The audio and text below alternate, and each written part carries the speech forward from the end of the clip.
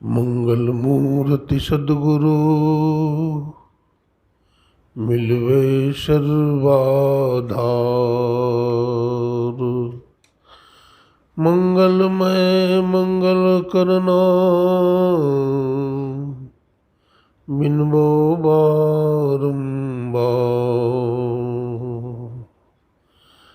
ज्ञान उदधि ज्ञान घन सद्गुरु शंकर रूप। नमो नमो भुवारहि सकल सुपूजन भूप। जयति जयति श्री सद्गुरु जोड़ी पाण युग पद धरो। चूक से रक्षा कीजिए बार बार विनती करो। बार बार विनती करो। बोलिए प्रेम से श्री सद्गुरु महाराज की जय।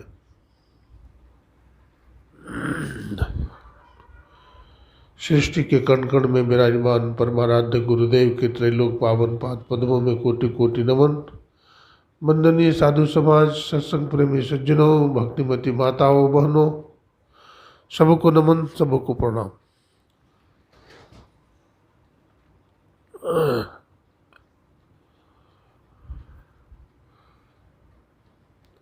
बाबा साहब कहा करते थे, संत मत का ज्ञान में 3 बातों की आवश्यकता है: सत्संग, गुरु और ध्यान। सत्संग सत्य के संग को कहते हैं।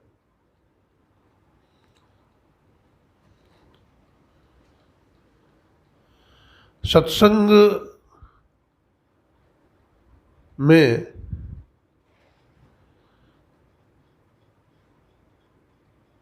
ज्ञान उपजता है। सत्संग से विवेक बुद्धि खुलती है। सत्संग से यश, कीर्ति, धन और मोक्ष की सिद्धि होती है। सत्संग भगवत कृपा है। इसलिए तो बड़े बड़े ऋषि मुनि संत महात्मा भी सत्संग किया करते थे।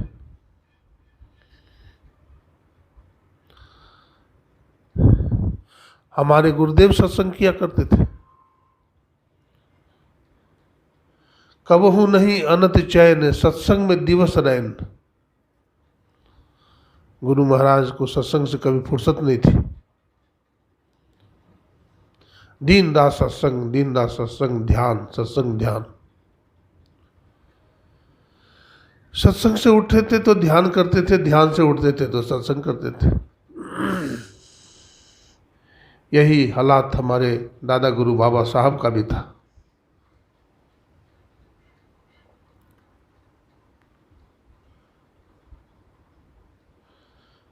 एक बार की बात है, परमाराध्य गुरुदेव अस्वस्थ हो गए थे। गुरु महाराज का सत्संग में जाने का समय हो गया था। गुरुदेव कहते हैं, हमको उठाओ और मंच पर ले चलो। तो सेवकों ने कहा, गुरुदेव आपकी हालात ठीक नहीं है, आपका शरीर बहुत ही अस्वस्थ हो गया है और आप मंच पर जाने योग्य नहीं है। गुरुदेव ने कहा, तुम ही बताओ, सत्संग करते करते मर जाना अच्छा है या कब्र में बैठे बैठे सड़ कर मर जाना अच्छा है? सेवकों ने कहा, नहीं गुरुदेव, सत्संग करते करते मर जाना अच्छा है। तो फिर सत्संग में ले चलो, शरीर तो कहीं भी छूटेगा। सत्संग में जाऊंगा तो भी शरीर छूटेगा, घर में बैठा रहूंगा तो भी शरीर छूट जाएगा। लेकिन सत्संग करते करते यदि शरीर छूट जाएगा तो ये शरीर, ये आत्मा, ये जीवन धन्य हो जाएगा।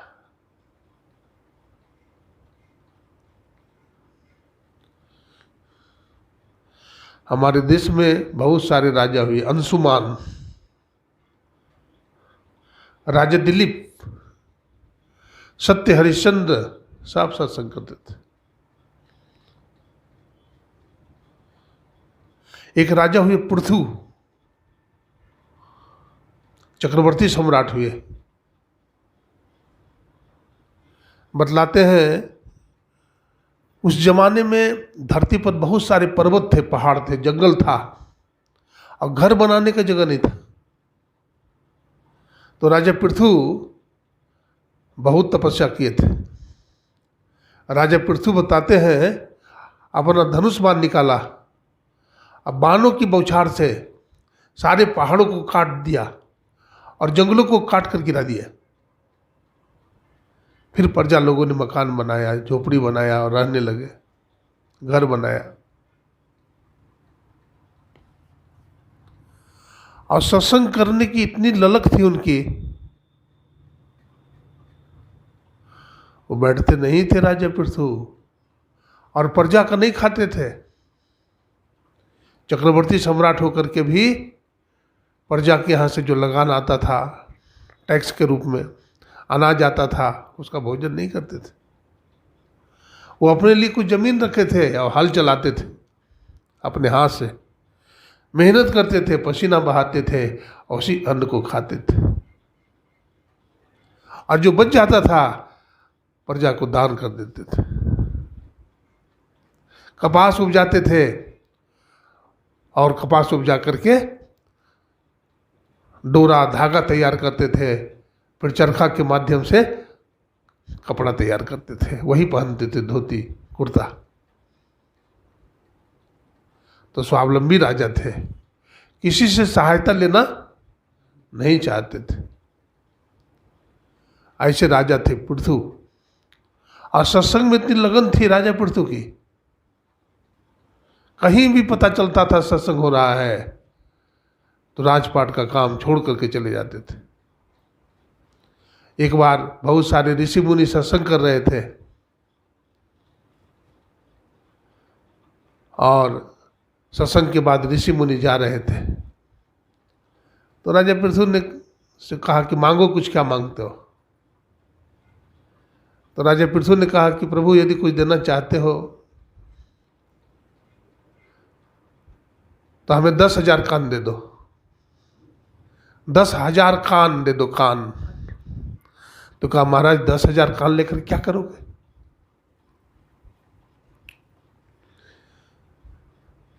अरे 3.5 हाथ का शरीर है, अब 10,000 कान हो जाएगा तो पूरा शरीर में काने कान दिखेगा, अच्छा नहीं लगेगा, बहुत भद्दा लगेगा। तो कहा कि ऋषि मुनि समझ गए 10,000 कान मांगने का मतलब क्या है। 10,000 कान में जो सुनने का सामर्थ्य है, शक्ति है, वो 2 कान में आ जाए। आज तो हम 2 ही कान का प्रयोग नहीं करते, 2 कान का प्रयोग नहीं करते। सत्संग चल रहा है तो सत्संगी लोग सोचते हैं बाबा कब खत्म करेगा कि मैं भागूं। मुश्किल से 2-4 लोग आते हैं और वो भी भागने के चक्कर में रहते हैं। तो हम तो 2 कान का प्रयोग भी नहीं करते, 2 कान से भी गलत बात सुनते हैं, अश्लील गाना सुनते हैं, भद्दा गाना सुनते हैं, बुरी बात सुनते हैं, और आंख से बुरी चीज देखते हैं, आंख बंद करके ध्यान नहीं करते, आंख का प्रयोग गलत दिशा में करते हैं, आंख से विषयों का भोग भोगते हैं, आंख से प्रभु का सुंदर रूप, संतों का सुंदर रूप का दर्शन नहीं कर पाते हम। तो हमारा आंख भी निष्प्रयोजन है, हमारा कान भी बेकार है, हमारी बुद्धि भी धूमिल है। इस बुद्धि से हम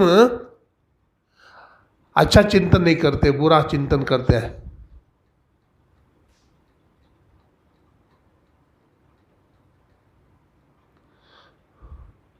इससे हम अच्छा चिंतन करना चाहिए बुद्धि से। हाथ भगवान ने दिया है तो हाथ का प्रयोग क्या है? सत्कर्म कीजिए, पूजा कीजिए, पाठ कीजिए, दान कीजिए, गरीबों की सेवा कीजिए, संतों की सेवा कीजिए।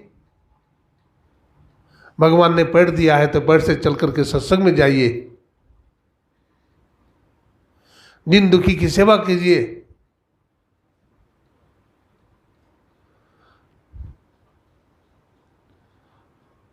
तो ये मानव का जीवन सफल होगा। सत्संग से बड़े बड़े लोग, दुष्ट लोग भी सुधर जाते हैं। गोस्वामी जी कहते हैं, सठ सुधर ही सत्संगति पाई, पारस परस कुधातु सुहाई, विधि हरिहर कवि को विद्वानी, कहत साधु महिमा सकुचानी, अतिशय रगड़ करे जो कोई, अनल प्रगट चंदन ते होई, तात स्वर्ग अपवर्ग सुखा, धरिय तुला एक अंग, तुलन ताही सकल मिली, जो सुख लब सत्संग। सत्संग की बड़ी महिमा।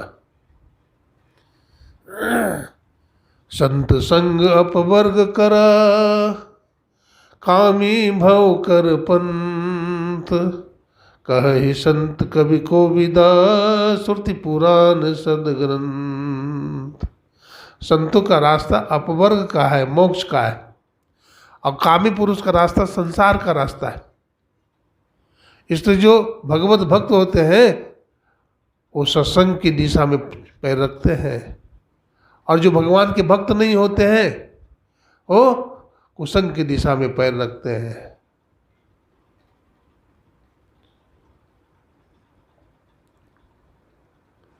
देखते हैं कुत्ता भी बैठा हुआ है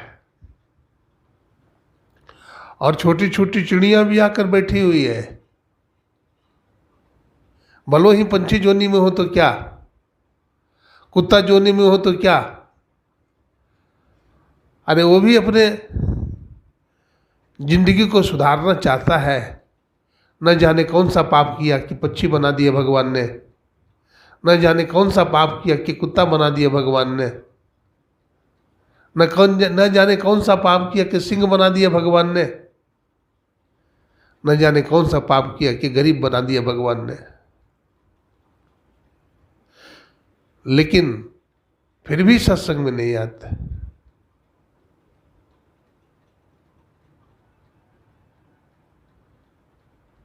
सबसे बड़ा दुख क्या है जानते हैं? नहीं दरीद सम दुख जग माही, संत मिलन सम सुख कछु नाहीं। दरिद्री के समान संसार में दुख नहीं है, और संत मिल जाए इससे बड़ा जीवन में सुख नहीं है। तो हमारा दरिद्र दूर हो जाएगा यदि संतों का संग हम करेंगे। अरे भगवान ही जब संत के पीछे चल देते हैं, उधो मोहि संत अति प्यारे, उधो मोहि संत अति पारे, मैं संतन के पीछे जाऊं। उद्धव जी कहते हैं, भगवान कृष्ण कहते हैं, उद्धव मैं संत के पीछे पीछे चलता हूँ। बोला क्यों प्रभु, आप संत के पीछे पीछे क्यों चलते हैं? तो भगवान कृष्ण कहते हैं, संत जब चलते हैं ना तो नंगे पांव चलते हैं, तो संत के चरण से जो धूल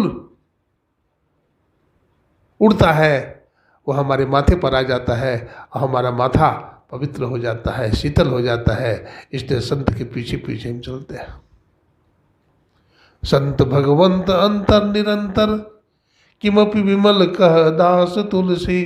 कहते हैं संत और भगवंत में कोई अंतर नहीं होता है, लेकिन संत पलटू क्या कहते हैं? बहुत अंतर होता है संत भगवंत में। संत आते हैं, भगवान बुद्ध का अवतार हुआ, भगवान महावीर का अवतार हुआ, संत कबीर साहब का अवतार हुआ, गुरु नानक साहब का अवतार हुआ। किसी को मारे? कोई भी राक्षस को मारे? कोई दुष्ट को मारे? सुधार दिए। भगवान बुद्ध ने अंगुलीमाल को सुधार दिए, गुरु नानक साहब ने कौरव राक्षस का सुधार कर दिया, संत कबीर साहब का तो 72 कसनी प्रसिद्ध है, आप जानते हैं। वाल्मीकि जी ने कितने को सुधार दिया, रत्नाकर डाकू को सुधार दिया।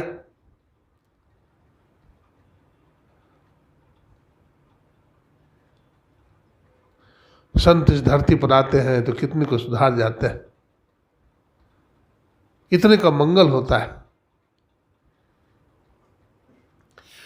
लेकिन संत आते हैं तो सुधार जाते हैं, भगवंत आते हैं तो मार देते हैं, संहार कर देते हैं। भगवान राम आए, रावण जैसे पापी को क्या किया?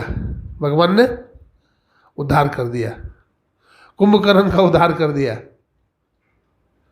बहुत लोग कहते हैं लेकिन रावण कितना पुण्यात्मा था कि भगवान के हाथ मारा गया और भगवान ने अपने लोक में दे दिया, भेज दिया।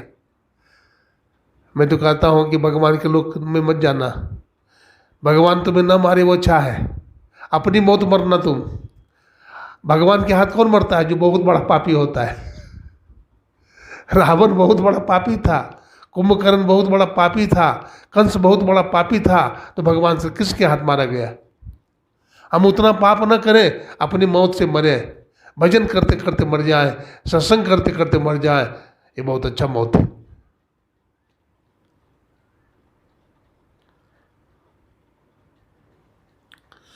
तो संत और भगवंत में बहुत अंतर है। संत पलटू कहते हैं सबसे बड़े हैं संत दूजे नाम है, अतीजे 10 अवतार तुम्हें प्रणाम है, ब्रह्मा विष्णु महेश सकल अवतार है, अरे हारे पलटू सबके ऊपर संत मुकुट सिरताज है। तो कहते हैं संत सबसे बड़े होते हैं, बड़ा हो सोई पूजिए, जो बड़ा है उनकी पूजा करनी चाहिए।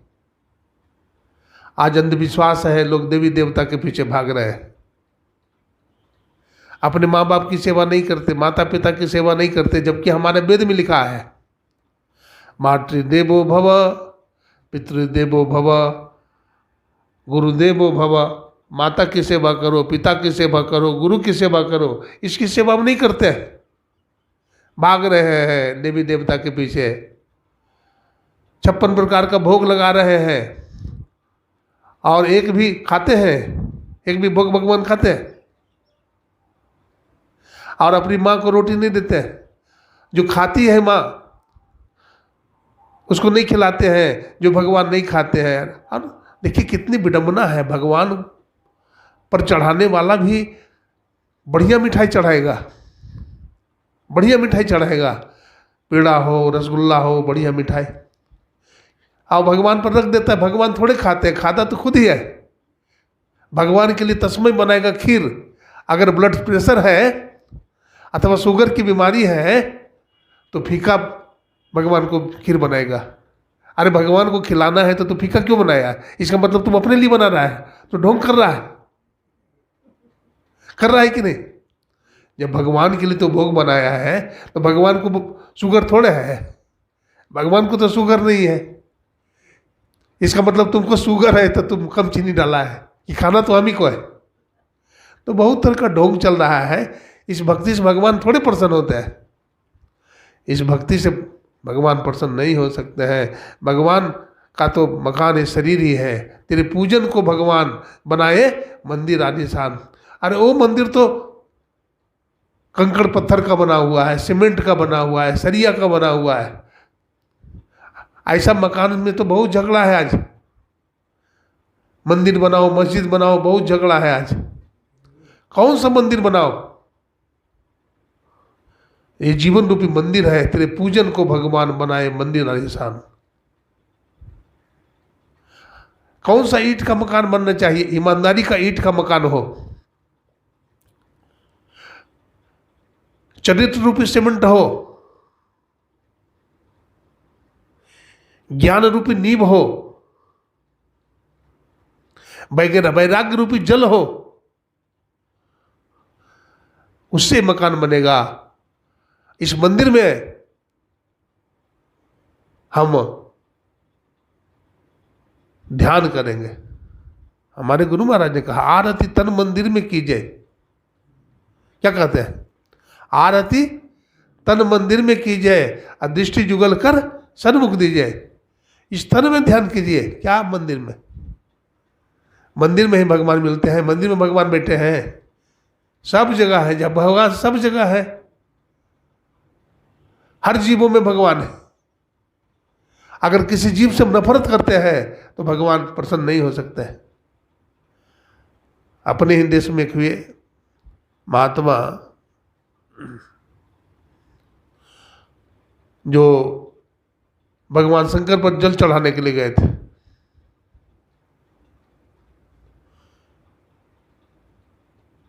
रामेश्वरम, रास्ते में देखा है गधा प्यास के कारण मरा जा रहा है। वो महात्मा एकनाथ थे, संत एकनाथ। उनको दया आ गई और कुत्ता में भी भगवान शंकर का दर्शन हो गया और कुत्ता के मुंह में उन्होंने जल चढ़ा दिया। वो कहते हे आशुतोष भगवान, हे प्रभु, हे भोलेनाथ, मैं आपको जल अर्पण कर रहा हूं। और वही भगवान शंकर प्रकट हो गए। तो भक्ति की युक्ति संतों से सीखिए। अगर संत के पास नहीं जाएंगे तो आपको ज्ञान नहीं हो सकता है। रावण बहुत कर्मकांड करता था, लेकिन एक विधि नहीं सुने होंगे कि संत को बुलाकर सत्संग किया हो। जादू टोना बहुत जानता था, मंत्र तंत्र बहुत करता था। मेघनाथ, कुंभकर्ण हमेशा तंत्र मंत्र में लगा रहता था, किसको मारे, किसको हरावे, किसको हड़पे। लेकिन एक दिन भी बैठ करके सत्संग नहीं करता था। और जो सत्संग नहीं करेगा, बिनु सत्संग विवेक नोई, राम कृपा बिनु सुलभ न सोई। बिना सत्संग का विवेक नहीं होगा। जब तक राम की कृपा नहीं होगी तब तक सत्संग भी मिलने वाला नहीं है। एक बूढ़ी माता थी, उनके पति गुजर गए थे, विधवा हो गई बेचारी, लेकिन स्वभाव बहुत अच्छा था। पति के जाने के बाद भी वो सत्संग भजन नहीं छोड़ी, करती रही। उनको एक ही बेटा था, तो विधवा माता ने उसको पढ़ाया लिखाया और पढ़ा लिखा करके जज बना दिया। विदेश में पढ़ाया, पेट काट करके मजदूरी कर करके, और बेटा को पढ़ाया। बेटा जज बन गया। वहाँ से फोन आया कि माँ मैं जज बन गया, अब मैं शादी कर रहा हूँ। लव मैरिज कर लिया। कहा ठीक है बेटा, तो शादी कर ले, लेकिन एक बार तो कम से कम आ जा। एक बार मैं अपना बेटा बहू को तो देख लूँ। तो माँ की बात मान करके तो आ तो गया, लेकिन विदेशी संस्कृति में पला। विदेशी संस्कृति में पला बेटा। माँ बतलाते हैं जब छोटा था वो बच्चा जो जज बन गया, तो डॉक्टर ने बताया कि देखिए ये बच्चा का किडनी खराब हो गया है। तो माँ ने कहा कि कितना पैसा लगेगा किडनी बदलने में। तो माँ बोलती मैं तो गरीब हूँ, पैसा नहीं है, हमारी किडनी निकाल करके बेटा को लगा दीजिए। तो माँ का ही किडनी निकाल करके बेटा को लगा दिया गया था। कुछ दिन के बाद बोला दूसरी किडनी भी खराब हो गई है। तो माँ ने कहा हमारे दूसरी किडनी भी निकाल लो। दूसरी किडनी भी निकाल करके बेटा को लगा दिया। बेटा आज जज बन गया, बेटा ने शादी कर लिया। आज माँ की इच्छा हुई कि अपना मैंने एक पोता का जन्म भी हो गया। आज माँ की इच्छा हुई पोता का वो देख लो अपनी आँख से। फलाना होटल में ठहरा हुआ था बेटा, 5 स्टार होटल में। माँ मिलने के लिए गई। बहू नहीं चाहती थी कि सास आवे हमारे से मिलने के लिए। बहू चिढ़ती थी, जलती थी, लेकिन बेटा तो बेटा है। कहा ठीक है माँ आ जाओ। तो पूछते पूछते माँ आ गई। तो गेट कीपर से पूछती है कि हमारा बेटा कहाँ है। हमारा बेटा का नाम राम बाबू जज है। बोला राम बाबू जज का मकान यही है। गेट कीपर रोकने लगा, बोला कि आप कहाँ जा रही है। बोला मैं उसकी माँ हूँ। तो कहा ठीक है, आप नहीं जा सकती है, मैं जाता हूँ। मैं राम बाबू से कहता हूँ तब जाओगी आप। वो चला गया। कहा कि देखिए ना, कोई बूढ़ी माता आई है, वो बोल रहे हैं राम बाबू की मैं माँ हूँ। तो बेटा निकला, बहू भी निकल गए पीछे से। तो बेटा बार बार अपनी पत्नी का मुख देखता है, डर गया और क्या बोलता है, ये हमारी माँ नहीं, ये हमारी नौकरानी है। देखिए क्या बोला, ये हमारी माँ नहीं है, ये हमारी नौकरानी है। माँ का हृदय टूट गया। देखो अपनी किडनी दे दिया इसको, इतना अपना पेट काट करके पढ़ाई, आज अपने पोता को देखने आई तो बोल रहा है हमारी नौकरानी है।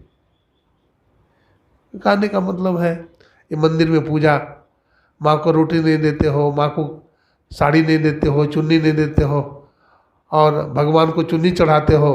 इस चुन्नी से भगवान खुश हो जाएंगे? भगवान चुन्नी से कभी, जर्रे जर्रे में झांकी है भगवान की, किसी नूर वाले आँख ने पहचान की। वो जर्रे जर्रे में भगवान है। इसलिए सबकी सेवा कीजिए, सबसे मिलिए, किसी को मत दुखाइए, सबसे प्रेम कीजिए। यही संत महात्मा बताते हैं। आज इतना ही सुनाया। बोलिए प्रेम से श्री सद्गुरु महाराज की जय।